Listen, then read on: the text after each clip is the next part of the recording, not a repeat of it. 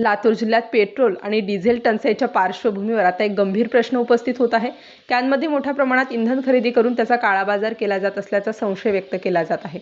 हंडरगुळी, वाढवणा आणि परिसरातील अनेक पेट्रोल पंपांवर वाहनांसोबत कॅनधारकांच्या लांबलचक रांगा दिसून येतात।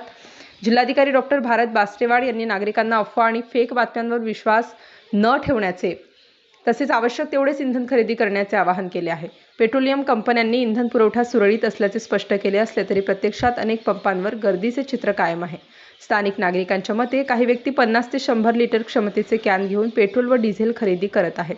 शेतीच्या कामासाठी इंधन आवश्यक असल्याचे कारण सांगून मोठ्या प्रमाणात डिझेल साठवले जात असल्याचा आरोप आहे।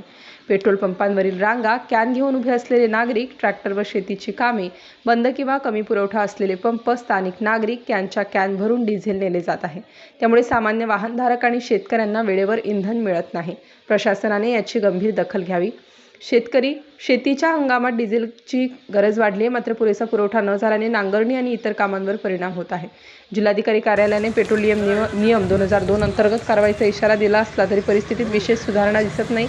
या संपूर्ण प्रकरणावर लक्ष ठेवण्यासाठी नियुक्त केलेली देखरेख समिती नेमके काय काम करत आहे असा प्रश्नही नागरिक उपस्थित करत आहेत। कॅनमध्ये भरून नेले जाणारे इंधन नेमके कुठे जाते, त्याचा काळाबाजार तर होत नाही ना? या प्रश्नांची उत्तरे शोधण्यासाठी प्रशासनाने तातडीने चौकशी करण्याची मागणी होत आहे। या प्रकरणाबाबत तुमचे मत काय आहे? कॅनमध्ये मोठ्या प्रमाणात इंधन विक्रीवर निर्बंध आणावेत का? तुमचे मत आम्हाला कमेंटमध्ये नक्की कळवा।